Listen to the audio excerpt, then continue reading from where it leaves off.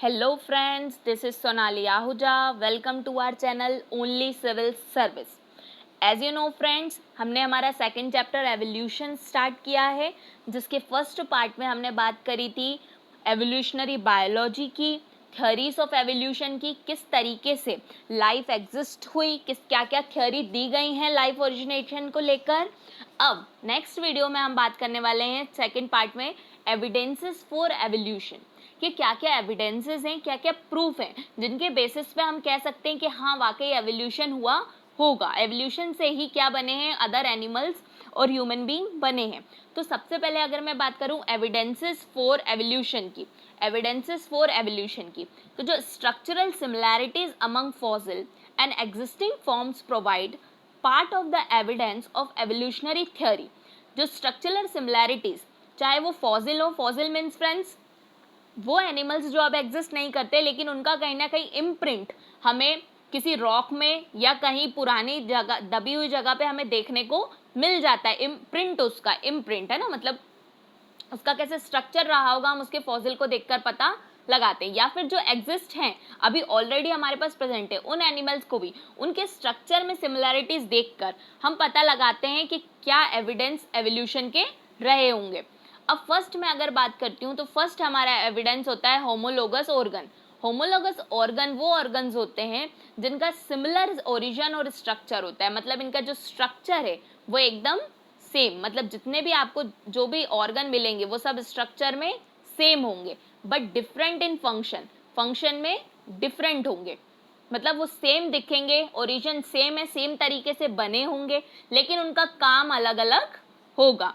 For example हम देखते हैं, ये आपको फोर लिम्ब दिखाई दे रहे हैं, वेल, बर्ड, डॉग, ह्यूमन। ये फोर लिम्ब है वेल का, बर्ड का, डॉग का, ह्यूमन। आप देख सकते हैं इनका ओरिजिन सेम है, सेम बोन्स यहाँ पर आपको दिखाई दे रही हैं, लेकिन इन सब का काम अलग अलग है। वेल में ये स्विम के लिए यूज किया जाता है, बर्ड्स में ये फ्लाई करने के लिए यूज करते हैं, डॉग ये रन करने के लिए यूज करते हैं, बट ह्यूमन बीइंग अपने हैंड का, फोर लिम्ब का यूज चीजों को पिक करने के लिए यूज करते हैं, कुछ भी चीज उठाने के लिए किया जाता है। तो यहाँ आप देख सकते हैं कि इन सब का स्ट्रक्चर सेम है, बट इन सब के फंक्शन डिफरेंट है। तो यहाँ हम कह सकते हैं कि कभी इसी से पहले जो वेल का रहा होगा फोर लिम्ब, वही आगे चलकर एक पूरा डेवलप्ड ऑर्गन बना और आज ह्यूमन बीइंग उसको पिक करने के लिए यूज कर पाते। तो ये एक एविडेंस है जिसे हम क्या कहते हैं, homologous organ.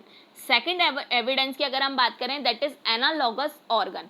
Analogous organ homologous के अपोजिट होते हैं, ये फंक्शन में सेम होते हैं, बट इनका जो स्ट्रक्चर है वो डिफरेंट है। मतलब हर एनिमल में आपको स्ट्रक्चर भले अलग अलग मिलेगी, लेकिन वो यूज एक ही काम के लिए किया जा रहा है, उसका फंक्शन एक ही है।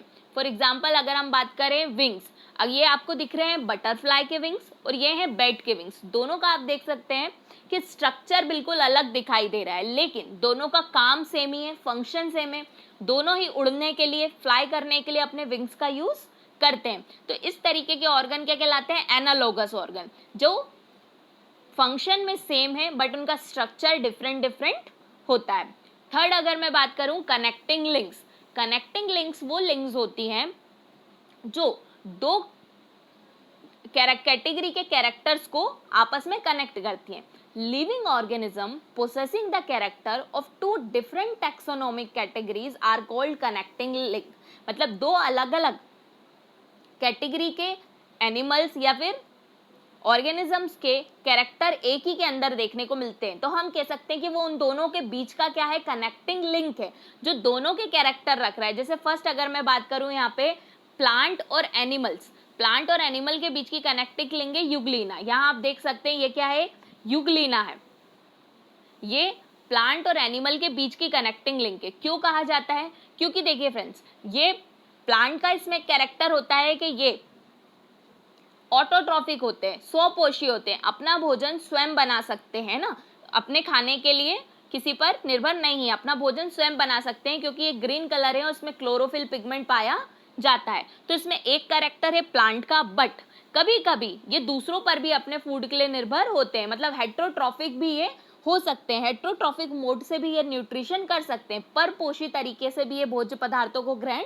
कर सकते हैं। तो ये दोनों ही फीचर होने के कारण इन्हें प्लांट और एनिमल के बीच की कनेक्टिंग लिंक कहा जाता है। मतलब ये प्लांट्स और एनिमल्स को आपस में जोड़े रखती है, उन दोनों के बीच की कनेक्टिंग लिंक है। इसी तरीके से एनालिड्स एंड आर्थ्रोपोड्स, इन दोनों के बीच की कनेक्टिंग लिंक है पेरीपेटस। एनालिड्स और आर्थ्रोपोड्स, इन दोनों के बीच की कनेक्टिंग लिंक है पेरीपेटस। एनालिड्स एंड मोलस्का, इन दोनों के बीच की कनेक्टिंग लिंक है नियोपिलिना। रेप्टाइल्स और मैमल्स, इन दोनों के बीच की कनेक्टिंग लिंक है प्रोथेरियंस। तो यहाँ आपने देखा कि ऐसे एनिमल्स जो दोनों कैटेगरी के कैरेक्टर को पोसेस करते हैं, मतलब जिनके अंदर दोनों कैटेगरी के कैरेक्टर होते हैं, वो उन दोनों के बीच के क्या होते हैं, कनेक्टिंग लिंक। तो प्लांट्स और animals Euglena, annelids and arthropods Peripatus, annelids and Mollusca Neopilina, reptiles and mammals पेरियोथेरियंस।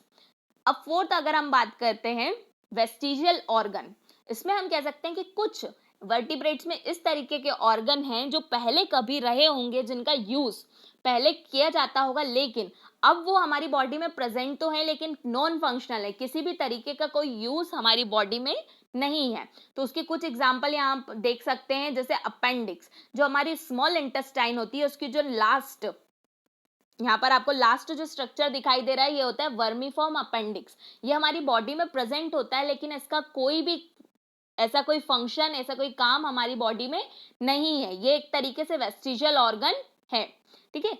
Second आप यहाँ देख सकते हैं विजडम टीथ। विजडम टीथ आप जानते हैं कि किसी किसी को 18 के बाद किसी भी एज में हमारी लास्ट में एक मोल आ सकता है, मोलार आ सकता है। ये दाढ़ होती है एक तरीके से जो सबसे लास्ट में, इसे अक्कल दाढ़ आप लोग जानते होंगे विजडम टीथ के नाम से, कि कहते हैं इसको आने से अक्कल आ जाती है। तो ये भी एक तरीके का वेस्टिजियल ऑर्गन है। ये अगर नहीं भी प्रेजेंट है, किसी किसी को नहीं भी आती है, तो इसका कोई भी इफेक्ट हमारी बॉडी पे देखने को नहीं मिलता। इस तरीके से जो हमारा ईयर होता है, ईयर में जो ये लास्ट स्टेप्स होती है यहाँ पर, ये भी एक वेस्टिजियल ऑर्गन है, इसका भी कोई यूज हमारी बॉडी पे नहीं है। इस तरीके से आप हमारी आई में देख सकते हैं, जो नेक्रोलेटिंग ग्लैंड होती है यहाँ पर देखने को आपको मिलेगी, ये भी एक तरीके से वेस्टिजियल ऑर्गन है, इसका भी कोई यूज हमारी बॉडी में नहीं है। तो ऐसे कई सारे वेस्टिजियल ऑर्गन वर्टिब्रेट्स में आपको देखने को मिलेंगे।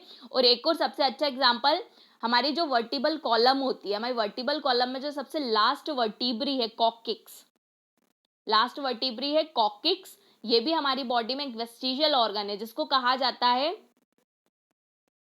कि हमारी क्या रही होगी। आप जानते हैं कि वर्टिब्री का एक कैरेक्टर होता है कि वो टेल को पोस्ट करते हैं, उनमें कभी ना कभी पूरी लाइफ में पूछ रही होगी, तो सब कहते हैं कि यही क्या रही होगी, पहले एक पूछ रही होगी, जिससे जो बाद में क्या हो गई, अब नॉन फंक्शनल हो गई, वेस्टिजियल ऑर्गन बन गई।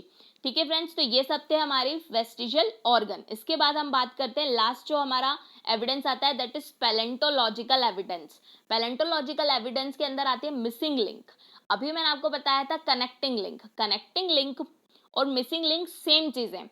ऐसे लिंक्स जो दोनों कैटेगरी के कैरेक्टर को पोसेस करते हैं, दोनों कैटेगरी के कैरेक्टर को रखते हैं, लेकिन जब वो ऑर्गेनिज्म अलाइव है, जिंदा है, तब हम उन्हें क्या कहते हैं, कनेक्टेड लिंक। लेकिन अगर अब वो जिनके बारे में हम बात कर रहे हैं, जिन ऑर्गेनिज्म के बारे में, अगर अब वो जिंदा नहीं है, सिर्फ उनके फॉसिल के बेसिस पे हम बात कर रहे हैं, सिर्फ उनके फॉसिल के आधार पर हम बता रहे हैं कि इसमें, इस ऑर्गेनिज्म में दो कैटेगरी के कैरेक्टर हैं, तब उसे मिसिंग लिंक कहा जाता है।